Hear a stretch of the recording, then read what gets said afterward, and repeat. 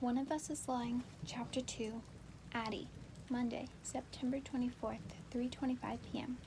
Bronwyn, Nate, and Cooper are all talking to the teachers, but I can't. I need Jake. I pull my phone out of my bag and text him, but my hands are shaking too bad, so I call instead. Baby? He picks up on the second ring, sounding surprised. We're not big callers. None of our friends are. Sometimes when I'm with Jake and his phone rings, he holds it up and jokes. What does incoming call mean? It's usually his mom. Jake is all I can get out before I start bawling. Cooper's arm is still around my shoulders, and it's the only thing keeping me up. I'm crying too hard to talk, and Cooper takes the phone from me.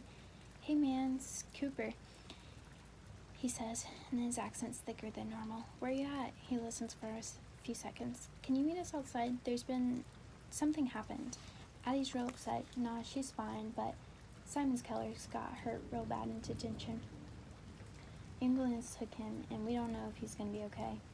Cooper's words melt into one another like ice cream, and I can hardly understand him. Robin turns to the closest teacher, Miss Grayson. Should we stay? Do you need us? Miss Grayson's hands flutter around her throat. Goodness, I don't suppose so. I told the paramedics everything.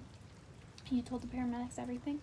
Simon took a drink of water and collapsed. Bronwyn and Cooper both nod. It's so strange. He has a peanut allergy, of course, but you're sure he didn't eat anything? Cooper gives me the phone and runs a hand through his neatly chopped sandy hair. I don't think so. He just drank a cup of water and fell over. Maybe it was something he had with lunch, Miss Grayson says. It's possible that he had a delayed reaction. She looks around the room, her eyes settling in on Simon's discarded cup on the floor. I suppose we should put this aside, she says, brushing past Bronwyn to pick it up. Somebody might want to look at it. I want to go, I burst out, swiping the tears in my cheeks. I can't stand being in this room another second. Okay, if I help her? Cooper asks. Miss Grayson nods. Should I come back?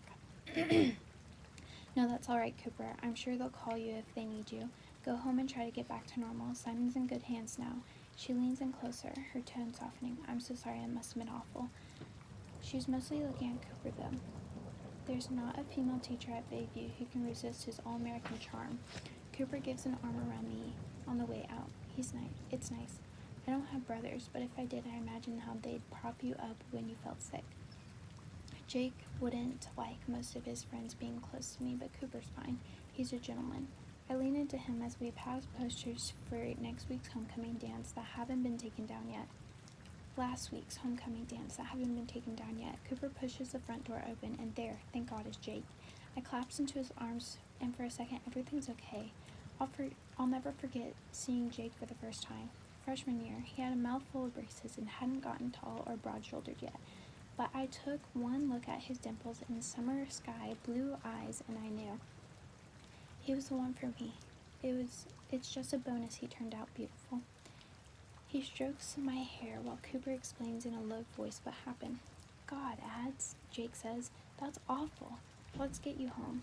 Cooper leaves on his own, and I'm suddenly sorry I didn't do more for him. I can tell by his voice he's freaked out, as I am, just hiding it better. But Cooper's so golden. He can handle anything. His girlfriend Keely is one of my best friends, and the kind of girl who does everything right. She'll know exactly how to help. Way better than me. I settle myself into Jake's car, and I watch the town blur past as he drives a little too fast. I live only a mile from school, and the drive is short, but I'm bracing myself for my mother's reaction because I'm positive she'll have heard. Her communication channels are mysterious but foolproof. And sure enough, she's standing on her front porch as Jake pulls into the driveway. I can read her mood even through the Botox froze expressions long ago. I wait until Jake opens the door and climb out of the car, fitting myself under his arm like always. My older sister, Ashton, likes to joke that I'm one of those barnacles that would die without its host. It's not actually so funny. Adelaide, my mother's concern is theatrical. She stretches out a hand as we make our way up the steps and strokes my face. My free arm. Didn't tell me what happened. I don't want to, especially not with my mom's boyfriend living in the doorway behind her, pretending his curiosity is actually concerned. Justin is 12 years younger than my mom, which makes him 5 years younger than Her second husband and 15 years younger than my dad. At a rate she's going, she'll date Jake next. It's fine, I mutter, ducking past them. I'm fine. Hey, Mrs. Calloway, Jake says. Mom uses her second husband's last name, not my dad's. I'm going to take Addie to her room. The whole thing was awful. I can tell you about it after I get settled. It always amazes me how Jake talks to my mother, like they're peers. And she lets him get away with it. She likes it.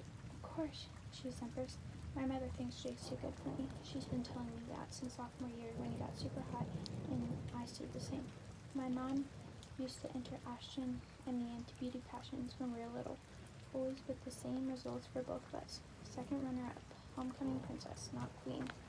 Not bad, but not good enough to attract and keep the kind of man who can take care of you for life. I'm not sure if that's ever been stated as a goal or anything, but that's what we're supposed to do. My mother failed. Ashton's failing in her 2-year marriage with a husband who's dropped out of law school and barely spends any time with her.